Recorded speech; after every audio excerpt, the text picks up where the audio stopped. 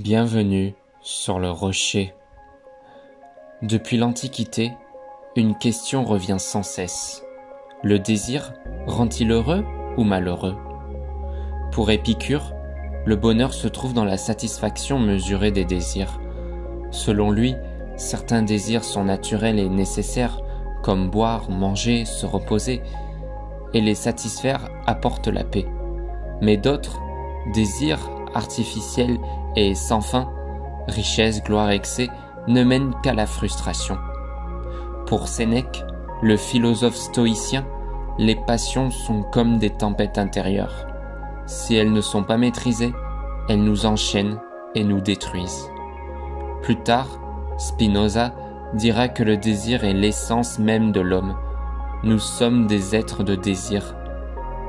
Et aujourd'hui, il suffit de regarder autour de nous la publicité, les réseaux sociaux, la culture moderne.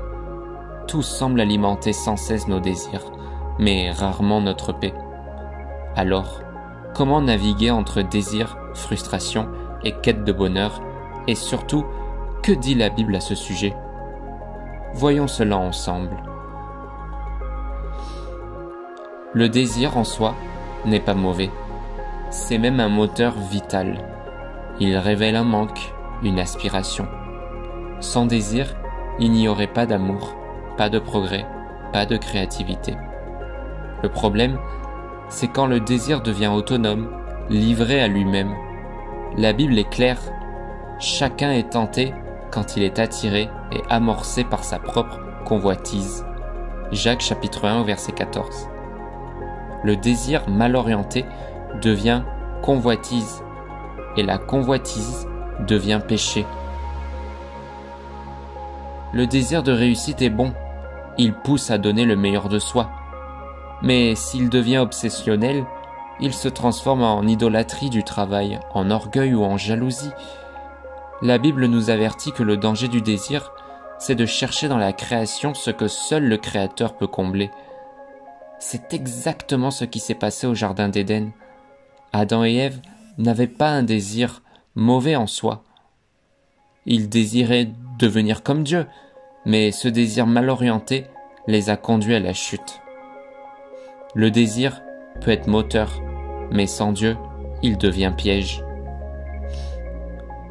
La frustration apparaît quand le désir n'est pas assouvi, et c'est une expérience universelle.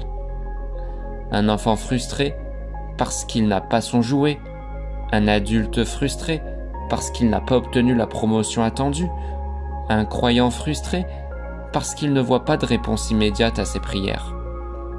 La frustration peut mener à deux chemins. La première, la révolte et l'amertume. Pourquoi moi? Dieu ne m'écoute pas, les autres réussissent, et pas moi.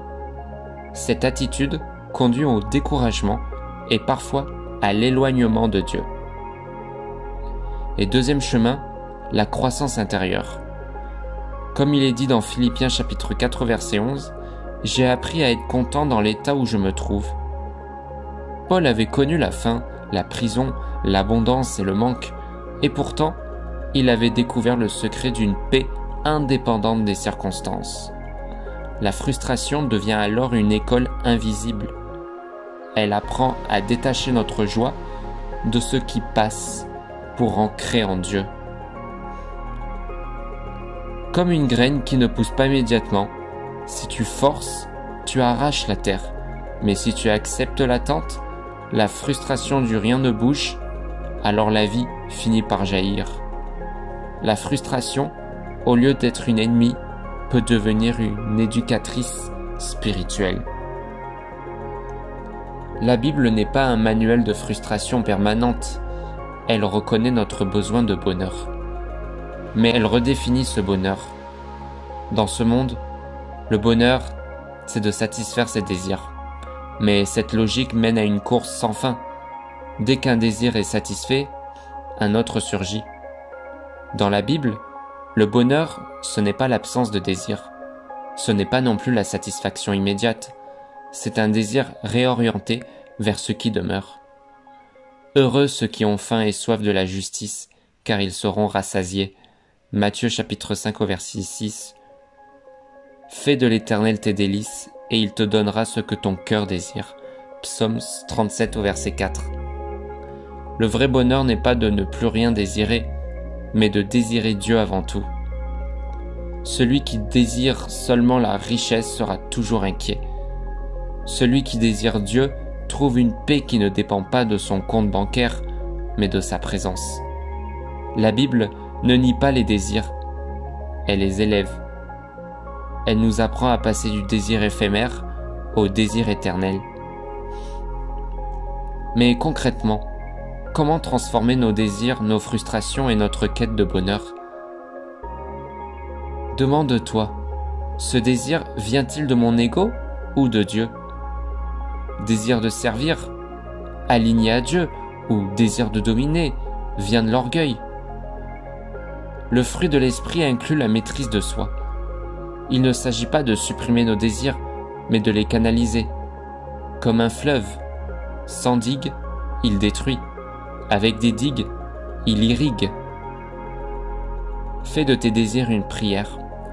Au lieu de dire « Je veux ça à tout prix », dis plutôt « Seigneur, voici ce que je désire, mais que ta volonté soit faite. » Apprends à trouver ta joie non dans ce qui manque, mais dans ce que Dieu t'a déjà donné. La gratitude libère du cycle sans fin des désirs. Prions ensemble. Seigneur, tu connais mes désirs et mes frustrations. Tu sais ce qui me pèse et ce que j'espère. Aide-moi à remettre entre tes mains tout ce que je cherche, à ne pas courir après ce qui se passe, mais à trouver mon bonheur en toi seul. Réoriente mon cœur vers ce qui demeure éternel. Au nom de Jésus. Amen.